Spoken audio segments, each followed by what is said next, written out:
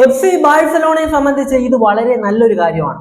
എന്നാൽ ഒരു football fan എന്ന നിലയിൽ നോക്കുന്ന സമയത്ത്, ഇല്ലെങ്കിൽ ഒരു പ്ലെയറിന്റെ സ്ഥാനത്ത് നിന്ന് നമ്മൾ നോക്കുന്ന സമയത്ത് ഇത് അത്ര നല്ലൊരു കാര്യമല്ല എന്നതാണ്. അപ്പോൾ എന്താണ് സംഭവം എന്ന് നോക്കാം. അതിനു മുമ്പ് നിങ്ങളൊരു ബാഴ്സലോണ ഫാൻ ആണെങ്കിൽ ജസ്റ്റ് ചാനൽ ഒന്ന് സബ്സ്ക്രൈബ് ചെയ്ത് വെച്ചേക്കുക. നമ്മൾ ബാഴ്സയുടെ കണ്ടന്റ് ഒക്കെ സ്ഥിരമായിട്ട് ഇടുന്നുണ്ട്.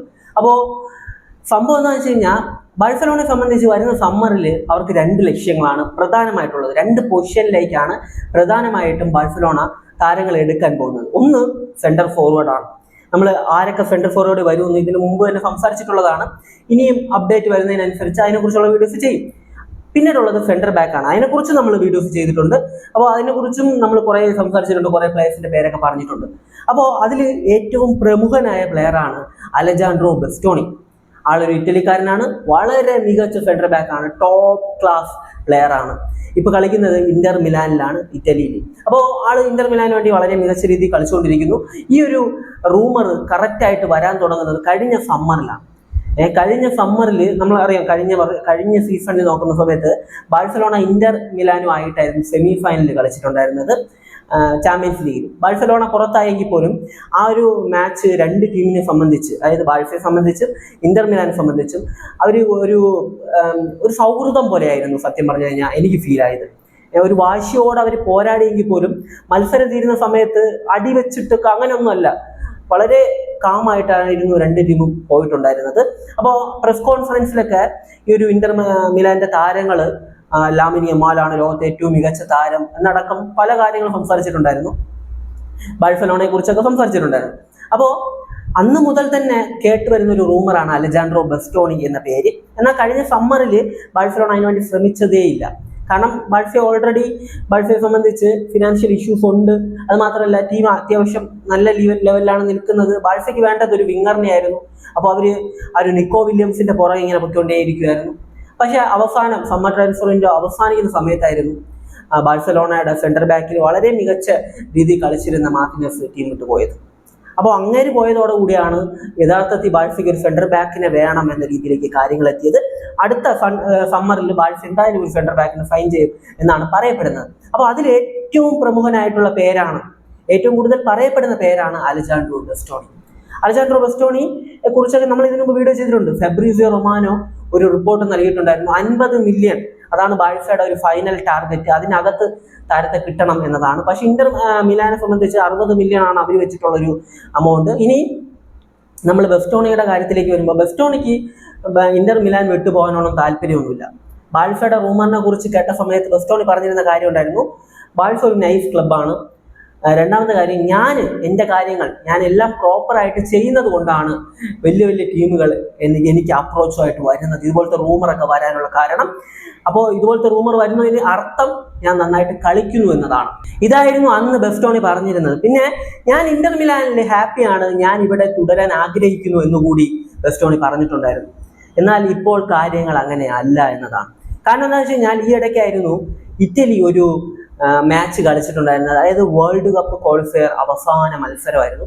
ആ മാച്ച് ജയിച്ചിരുന്നെങ്കിൽ ഇറ്റലിക്ക് ക്വാളിഫൈ ചെയ്യാമായിരുന്നു. നമ്മൾ അതിനെക്കുറിച്ചൊക്കെ വീഡിയോസ് ചെയ്തിട്ടുണ്ടായിരുന്നു. അപ്പോൾ ആ ഒരു മാച്ചിൽ എന്നെ സംഭവിച്ചെന്ന് വെച്ച് കഴിഞ്ഞാൽ, ബോസ്നിയക്കെതിരെയായിരുന്നു മത്സരം തുടക്കം തന്നെ ഇവർ ലീഡെടുത്തു. ആദ്യ പകുതി തന്നെ ലീഡെടുത്തു. ആദ്യ പകുതിയുടെ അവസാനം ബോസ്നിയൻ താരത്തിൻ്റെ ഒരു മുന്നേറ്റം, ഒറ്റയ്ക്കുള്ളൊരു മുന്നേറ്റമാണ്. ആ ഒരു സിറ്റുവേഷനിൽ അവസാനം ഫൈനൽ മാൻ ആയിരുന്നു അയാൾ. അദ്ദേഹത്തെ ഈ അലജാൻഡ്രോ ബസ്റ്റോണി ടാക്കിൾ ചെയ്തു. അത് ഫൗളായിരുന്നു. ആള് വീണു. റെഫറി സ്ട്രെയിറ്റ് റെഡ് കാർഡ് നൽകുകയും ചെയ്തു. ഫൈനൽ മാൻ ആണല്ലോ. അപ്പോൾ 10 പേരായിട്ട് ഇറ്റലി ചുരുങ്ങി.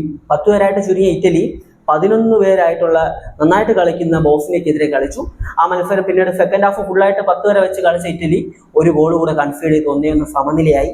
പിന്നീട് മത്സരം പെനാൽറ്റി ഷൂട്ടൗട്ടിൽ ഇറ്റലി പരാജയപ്പെടുകയായിരുന്നു. തുടർച്ചയായി 3ാമത്തെ വേൾഡ് കപ്പിൽ അവർ ക്വാളിഫൈ ചെയ്തില്ല. അത് മാത്രമല്ല, വലിയൊരു നാണക്കേടാണ് ഇറ്റലി സംബന്ധിച്ച്. മുൻ ചാമ്പ്യന്മാർ ആദ്യമായിട്ടാണ് ഇതുപോലെ 3 തുടർ വേൾഡ് കപ്പ് കളിക്കാതിരിക്കുന്നത്. അത് മാത്രമല്ല, ഇത്തവണത്തെ വേൾഡ് കപ്പിൽ 48 ടീമുകളാണുള്ളത്. ടീമുകളുടെ എണ്ണം കൂട്ടി, യൂറോപ്പിൽ നിന്ന് വരുന്ന ടീമുകളുടെ എണ്ണം കൂടി, എന്നിട്ടും ഇറ്റലിക്ക് ക്വാളിഫൈ ചെയ്യാൻ കഴിഞ്ഞില്ല എന്നതാണ്. അപ്പൊ ഇങ്ങനെ ഒരു നാണക്കേടിലേക്ക് ഇറ്റലി പോയിട്ടുണ്ട്. അപ്പൊ അതിന് കാരണം ബസ്റ്റോണിയാണ് എന്ന് ബസ്റ്റോണിയെ മാത്രം കുറ്റപ്പെടുത്തത്തില്ല ഒരിക്കലും. ഞാൻ അങ്ങനെ പറയത്തേയില്ല. ഞാനെന്നല്ല, ഫുട്ബോൾ ലോകം അങ്ങനെ പറയും തോന്നുന്നില്ല. കാരണം ഇറ്റലിയിൽ വേറെയും കുറേ പ്രശ്നങ്ങളുണ്ട്. ഇനി നമ്മൾ ബസ്റ്റോണിയുടെ കാര്യത്തിലേക്ക് വരുമ്പോൾ, ആ ഒരു മാച്ചിൽ ആ ഒരു ഇൻസിഡന്റിൽ ബെസ്റ്റോണി ടാക്കിൾ ചെയ്തില്ലെങ്കിൽ ആ ഒരു പ്ലെയർ ചിലപ്പോൾ ഗോൾ അടിക്കും, ചിലപ്പോൾ ഗോൾ അടിക്കാതെ പോകും, സേവ് ആകാം, വെളിയിൽ അടിച്ച് കളയാം, എന്തുവാണെങ്കിൽ സംഭവിക്കാം.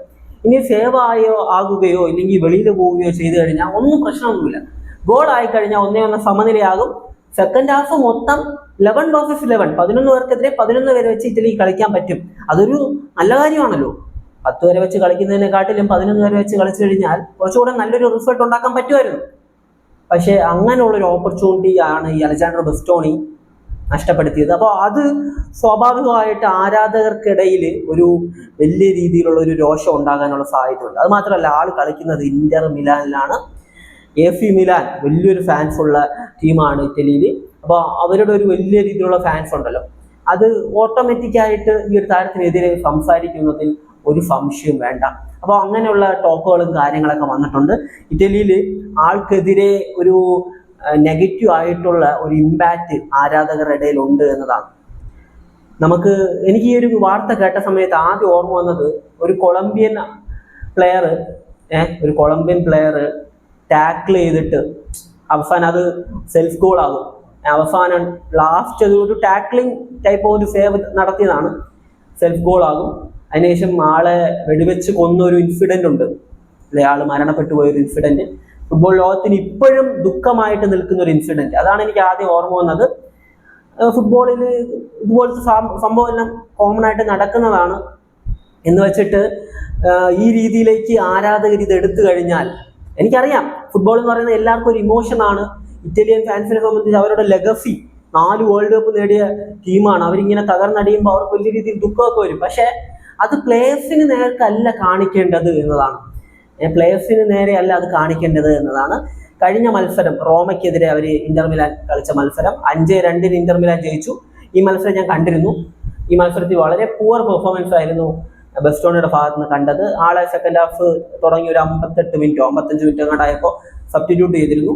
ആളുടെ പെർഫോമൻസിലും അത് ബാധിച്ചിട്ടുണ്ട്. ഒന്ന് ആലോചിച്ച് നോക്കിക്കേ, സ്വന്തം രാജ്യം തന്നെ തനിക്കെതിരെ നിൽക്കുന്ന ഒരു സിറ്റുവേഷൻ ആണ് നിലവിലുള്ളത്. ചില മാധ്യമങ്ങളൊക്കെ റിപ്പോർട്ട് ചെയ്യുന്നത് ആള് ഇറ്റലിയിൽ നിന്ന് മാറി നിൽക്കുന്നതാണ് കുറച്ച് സേഫ് എന്ന രീതിയിലൊക്കെ ഇറ്റാലിയൻ മാധ്യമങ്ങൾ റിപ്പോർട്ട് ചെയ്യുന്നുണ്ട്. നമ്മൾ സോളിഡ് ആയിട്ടുള്ള മാധ്യമങ്ങളിൽ നിന്നൊന്നും അത് വന്നിട്ടില്ല. എന്നാൽ പോലും ഇങ്ങനെ ഒരു സംഭവം അവിടെ നടക്കുന്നുണ്ട് എന്നതാണ് അറിയാൻ കഴിഞ്ഞിട്ടുള്ളത്. വളരെ മോശമായിട്ടുള്ളൊരു സിറ്റുവേഷൻ ആണ്. ഞാൻ വീഡിയോയുടെ ആദ്യം പറഞ്ഞ പോലെ ബാഴ്സയെ സംബന്ധിച്ച് ബാഴ്സയിലേക്ക് വരാനുള്ള സാധ്യത ഇപ്പൊ കൂടിയിരിക്കുകയാണ്. ഈ ഒരു ഇൻസിഡന്റോട് കൂടി ബാഴ്സയിലേക്ക് വരാനുള്ള സാധ്യത കൂടിയിട്ടുണ്ട്. എന്നാൽ ഒരു ഫാൻ അതുപോലെ തന്നെ ഒരു പ്ലെയറിന്റെ സ്ഥാനത്തൊക്കെ നിന്ന് നോക്കുന്ന സമയത്ത് ഇത് വളരെ മോശമായിട്ടുള്ള ഒരു കാര്യമാണ്. സ്വന്തം രാജ്യം വിട്ടു പോകേണ്ട ഒരു സിറ്റുവേഷൻ ആണ്. സത്യം പറഞ്ഞു കഴിഞ്ഞാൽ അത് വളരെ മോശമായിട്ടുള്ള ഒരു കാര്യം തന്നെയാണ്. അപ്പൊ ആ ഒരു സിറ്റുവേഷനിലൂടെയാണ് അലജാൻഡ്രോ ബെസ്റ്റോണി കടന്നു പോകുന്നത്. പിന്നെ ആള് ടാക്കിൾ ചെയ്ത ആ ഒരു ഇൻസിഡന്റ് ഒക്കെ വെച്ചിട്ട് കുറച്ച് മീമൊക്കെ വന്നിട്ടുണ്ടായിരുന്നു. അലജാൻഡ്രോ ബെസ്റ്റോണിനെയും ബാഴ്സലോണയുടെ സെന്റർ ബാക്ക്, ഇപ്പോൾ റൈറ്റ് ബാക്ക് പൊസിഷനിലൊക്കെ കളിക്കുന്ന റൊണാൾഡ് അറോജോനെയൊക്കെ വെച്ചിട്ടൊരു കമ്പാരിസൺ പോലെ സംഭവം. അറോജയെ വെച്ച് നോക്കുമ്പോൾ അറോജയേക്കാൾ ഫാർ ബെറ്റർ ആയിട്ടുള്ള ഒരു പ്ലെയർ ആണ് ബെസ്റ്റോണി. അതിലെനിക്കൊരു സംശയമില്ല. പിന്നെ അറോജോ ബാഴ്സയിൽ വന്ന സമയത്ത് അത്യാവശ്യം നന്നായിട്ട് കളിച്ചിട്ടൊക്കെ ഉണ്ടായിരുന്നു.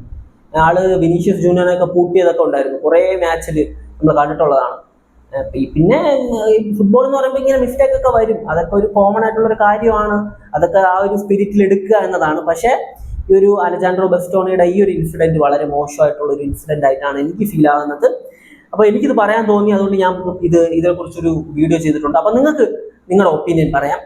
എന്നെ സംബന്ധിച്ച് ബാഴ്സ മാനേജ്മെന്റിനെ സംബന്ധിച്ച് ഈ ഒരു കാര്യം നന്നായിട്ട്, അതായത് പോസിറ്റീവ് ആയിട്ടാണ് ഇമ്പാക്ട് ചെയ്തിട്ടുള്ളത്. പക്ഷെ ആരാധകരെയും ഒരു പ്ലെയറിന്റെ സ്ഥാനത്ത് നോക്കുന്ന സമയത്ത് ഇത് അത്ര മികച്ചൊരു കാര്യമായിട്ട് തോന്നുന്നില്ല. അപ്പൊ നിങ്ങളുടെ ഒപ്പീനിയൻ എന്ത് തന്നെയാണ് കമന്റ് ചെയ്യുക. പിന്നെ ഞാൻ വീഡിയോയുടെ തുടക്കത്തിൽ പറഞ്ഞ പോലെ ചാനൽ ഒന്ന് സബ്സ്ക്രൈബ് ചെയ്ത് സപ്പോർട്ട് ചെയ്യുക. മറ്റൊരു വീഡിയോ കാണുന്നതായിരിക്കും. ബൈ ബൈ വിത്ത് ഫുട്ടേൽ.